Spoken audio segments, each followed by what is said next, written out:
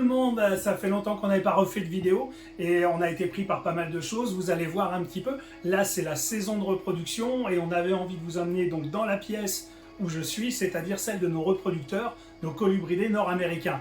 Venez avec moi. Alors c'est ici que ça se passe et on voulait vous présenter un petit peu tout notre travail en amont. Là la saison elle a redémarré, on a commencé les accouplements maintenant depuis 15 jours. On a Jérémy qui gère ça avec moi et Tom dans l'équipe et on a une organisation un petit peu maintenant qui est bien rodée. Je vais vous expliquer tout ça. Alors évidemment avant d'arriver au stade des accouplements, ce dont on va vous parler maintenant, les animaux on les a fait hiberner. Donc fin septembre on a commencé à arrêter donc de nourrir nos reproducteurs. Avant de les mettre en hibernation, on fait une pesée pour voir si les animaux vont bien, s'ils ont un poids suffisant pour pouvoir justement faire cette hibernation et servir de reproducteur pour la saison prochaine. Donc fin septembre, on arrête de les nourrir, ça c'est vraiment important. Il se passe au moins 3 semaines où on ne change pas les paramètres, c'est-à-dire la température reste le même, l'ensoleillement reste le même. Pourquoi? Parce qu'il faut qu'ils vident leur transit pour pouvoir après hiberner l'estomac complètement vide. Ça c'est vraiment important et en plus si vous avez le temps n'hésitez pas à leur faire un petit bain pour vraiment finir d'évacuer le reste. Pour l'hibernation c'est vraiment important. Une fois cette période donc de jeûne un petit peu forcée terminée, là on va commencer donc à baisser la température progressivement et également la luminosité. Alors vous me direz pourquoi la luminosité? Parce que dans la nature il fait toujours jour même en hiver. Oui, mais sauf que les animaux, et notamment les reptiles et les serpents, vont dans des terriers pour s'endormir. Et là, dans les terriers, il fait noir. C'est pour ça qu'on les met dans le noir total ou quasi total pendant la période d'hibernation. Alors cette période, elle va durer environ 2 mois. Pendant 2 mois, ils seront placés dans des températures. Nous, là, on a oscillé entre 6 et 12 degrés, en sachant qu'au-delà de 15, je me suis rendu compte que ça n'allait vraiment pas. D'ailleurs, pendant 2 ans, dans cette pièce, on faisait hiberner les animaux complètement en baissant la température, en amenant de l'air frais, mais malgré tout, on était trop haut en température. Donc cette année, on a transité tous nos reproducteurs dans une pièce qui permettait d'obtenir donc des températures allant de 6 à 12 degrés maximum. Avec cette petite amplitude, les animaux dorment bien. Et ça, c'est important pour la reproduction qui va arriver quelques mois après. Donc cette période, une fois cette période de 2 mois terminée, eh ben on fait l'inverse. On ramène les animaux, on réaugmente progressivement température et éclairage. Et lorsqu'on a atteint une température de 24-25 degrés, on peut commencer le nourrissage de nos reproducteurs. Une fois que les animaux sont montés en température, une chose importante, c'est le nourrissage. Donc là, on commence, quand ils sont à 24-25 degrés, on commence à refaire du nourrissage. On fait toujours avec des proies un peu plus petites pour les 2 premiers repas, histoire que l'estomac se remette en place, c'est vraiment important. Une fois qu'on a fait ça, on peut commencer la reproduction, c'est-à-dire de mettre en présence mâle et femelle. Alors pourquoi le mâle chez la femelle ou la femelle chez le mâle? Il n'y a pour nous aucune différence, c'est qu'une question d'habitude. Les éleveurs font d'une manière ou d'une autre. Nous généralement on met la femelle chez le mâle. Pourquoi? Parce qu'il a pu mettre des odeurs dans son bac et ça permet de stimuler un petit peu. Mais l'inverse se fait également, il n'y a aucun souci. Donc là ici je vous ai parlé un petit peu de la méthodologie pour l'hibernation et sortie d'hibernation. On y reviendra un petit peu plus en détail dans une autre vidéo, mais là au moins vous avez déjà les bases et vous comprenez un petit peu comment ça fonctionne. Ce qui est vraiment important après, c'est de repartir sur un éclairage normal, donc on est entre 10 et 12 heures, une température entre 27-28 degrés, et la nuit ça peut chuter un petit peu, nous ça baisse très peu, de 2 ou 3 degrés, pas plus, c'est suffisant.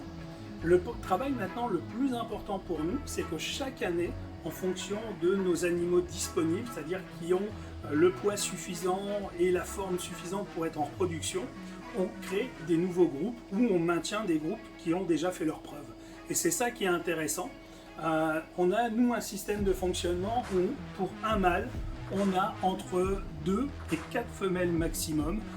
Pourquoi 4? Parce qu'on s'est rendu compte que ça fait déjà, pour le mâle, suffisamment de partenaires pour être efficace, parce qu'il pourrait s'accoupler avec 5-6 femelles, mais des fois on a des doutes sur le fait que les pontes soient toujours bonnes avec un très grand nombre de partenaires. Mais déjà 2, 3, 4 femelles, c'est pas mal. Donc une chose qui est importante pour nous donc, en chaque début de saison, c'est qu'on vérifie un petit peu les animaux, et pour ça on a des fiches de suivi qui sont ici et qui sont généralement basées sur 3 ans. Ça nous permet de suivre les poids, Les événements importants, par exemple, cette femelle n'a rien reproduit en 2020, elle a reproduit en 2021, et là on arrive en 2022, et on a la courbe de poids. Ça nous permet de suivre les animaux, de vérifier leurs antécédents pour voir si dans le passé il y a eu un problème ou s'il y en a un, ou tout simplement de vérifier si un mâle est fertile, si des femelles sont fertiles ou pas. Ça, voilà, ça permet d'avancer, c'est des fiches d'information qui sont très utiles et importantes pour nous. Et on fait donc 2 pesées par an, une en entrée de saison, une en fin de saison. Ça nous permet encore une fois de voir comment la femelle a passé son année avec nous. Et de là, après, on sélectionne évidemment leur potentiel génétique, parce que là, ici, on a des Hondurensis, ils sont hypoètes méga. Donc évidemment, on a des femelles qui sont également hypoètes méga, donc pour faire une super forme d'hypomélanistique. Et c'est important pour nous de suivre ça. Donc généralement, comme je vous disais, on a un mâle. Là ici, il a 2 femelles pour lui. Et on va faire donc des rotations.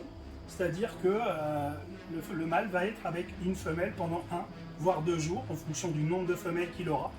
Et à partir de là, hop. Et ici, il est avec une belle grosse femelle. Et quand il a passé ces 2 jours, pour dire qu'il ne se lasse pas, et ben, on va remettre l'ancienne femelle à sa place. Et on va lui représenter une nouvelle partenaire.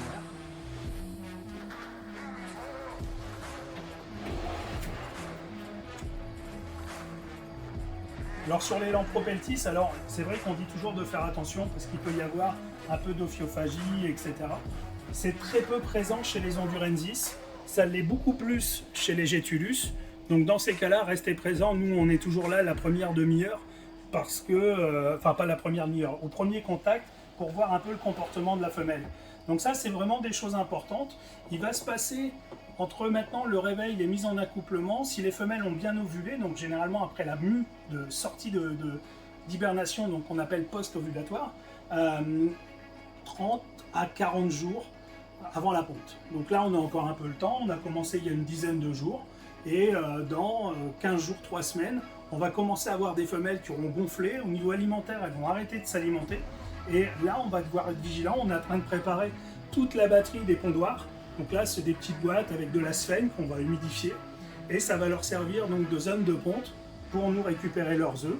Et après, on en reparlera dans une autre vidéo. On refera l'incubation.